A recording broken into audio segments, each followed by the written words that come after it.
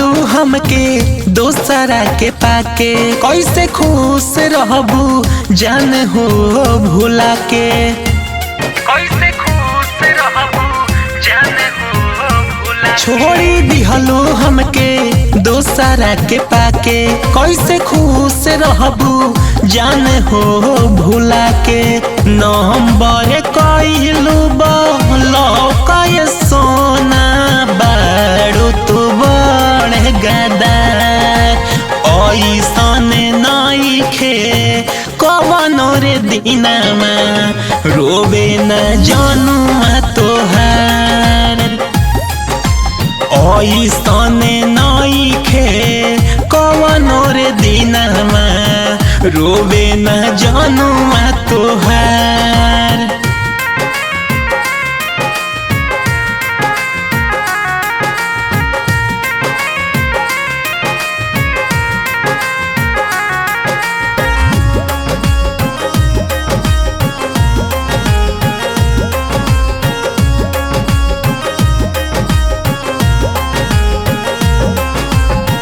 मानवा न लागे तोहरा बिना ये कुछन हो, सुन या सोना हमार दिल के धड़कन हो। पहिले त कहत रहलू साथे नहीं छोड़बू, तब कहे अचके बदल लेलू मन हो, तब कहे अचके बदल लेलू मन हो। मानवा न लागे तोहरा बिना ये कुछन हो, सुन ये सोना हमार दिल के धड़कन हो।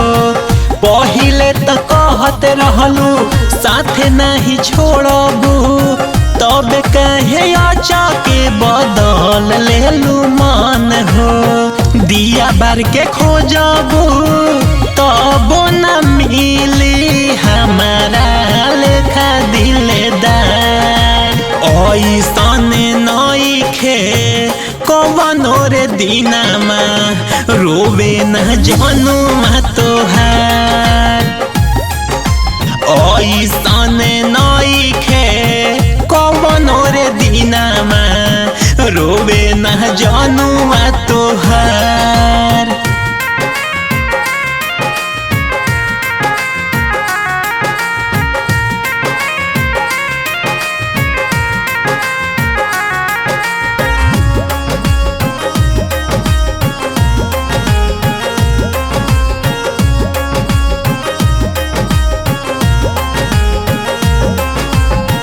गाँव के मंदिरिया में खैले रहू किरिया, तब नहीं गोलू के कइलू फिकिरिया। हमारा के छोड़ी कइलू दोसरा के पसंद हो, रोवतानी हम जैसे बरस बदरिया, रोवतानी हम जैसे बरस बदरिया। गाँव के मंदिरिया में खैले रहू किरिया, तब नहीं गोलू के कइलू फिकिरिया। हमारा के छोड़ी कइलू दोसरा के पसंद हो, रोवतानी हम जैसे बरस बदरिया।